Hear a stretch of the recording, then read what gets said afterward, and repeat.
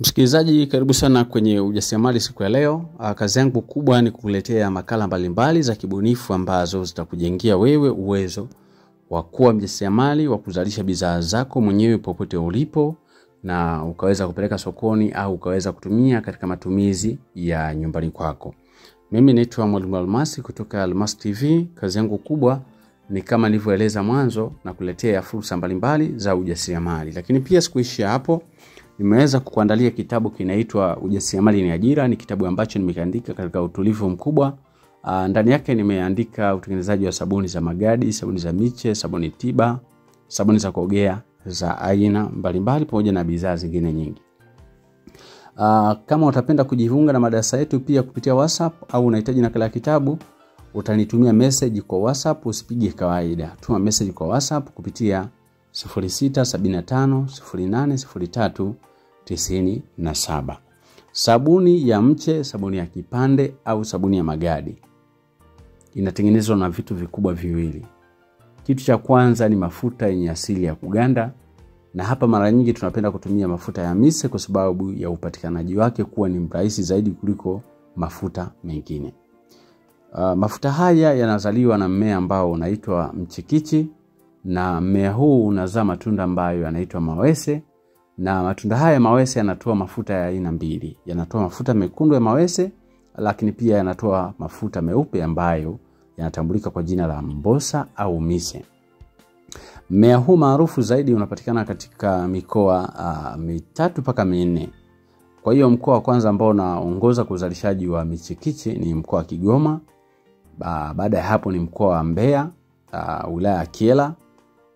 Baada ya hapo pia kuna Morogoro, tena Ifakara, sio Morogoro yote. Hata Pwani pia wanazalisha japo kwa uchache. Kwa hiyo msikilizaji, baada ya kuona mafuta tunaenda kuangalia kuna kitu kinaitwa caustic soda. Hii ni kemikali ambayo inatumika na tunashauri zaidi mjasiriamali anapokuwa anatengeneza au anatumia au anahifadhi au anasafirisha, basi kuna kanuni za kisheria ambazo zinatolewa kwa ajili ya kufuata utaratibu. Lakini kwa sisi wajasiriamali tunapaswa kuchukua tahadhari kwa kuvaa vifaa kinga, gloves, mask, miwani, buti pamoja na koti wakati tunafanya production au wakati tunafanya uandaaji wa bidhaa zetu. Sasa hii caustic iko katika mithili ya unga au chenga au chumvi.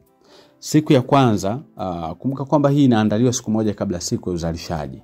Kwa lazima hii caustic soda itaandaliwa kwa kuchanganywa na maji.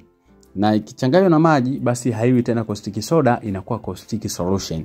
Kwa hiyo itakaa masaa 24. After hayo masaa 24 itapimwa kwa kutumia kifaa ambacho kinaitwa hydrometer, na pale kuna namba maalum ambayo unatakiwa uipoint kwa ajili ya kuulinda wale watumiaji wako isije ikawa kali zaidi au ikawa imepunguka zaidi, kwa sababu ikipungua na ikizidi yote inakuwa na madhara zaidi, kama vile kuwasha wateja, kukomaa kupitiliza au kushindwa kukomaa kwa wakati baada ya kuweka kwenye moldi. Kwa hiyo msikilizaji, nafikiri hapo kazi mbili umezielewa. Hizi ni siri ambazo zinatumika katika utengenezaji wa sabuni za miche. Lazima mise iwepo mafuta, lakini pia lazima hydrometer iwepo, lazima pia tunaona caustic soda muhimu iwepo. Sasa hapo tukiachana na sabuni ya magadi, tukienda kwenye sabuni za miche, vipande, tiba na sabuni za kuogea, kuna vitu vinaongezeka kama vile sodium silicate, tunaongeza glycerin, tunaongeza perfume, tunaweza tukaweka na rangi pia. Sasa sodium silicate inatusaidia kwenye kuongeza ugumu wa ile sabuni ili iweze kuishi muda mrefu pasipo kuisha mapema. Glycerin pia inatusaidia ili tusichubuke au tusipauke baada ya kutumia sabuni yetu. Manukato, marashi, perfume inaleta manukato mazuri wakati wa kutumia ile sabuni yako, na wateja wengi pia wanapenda namna hiyo.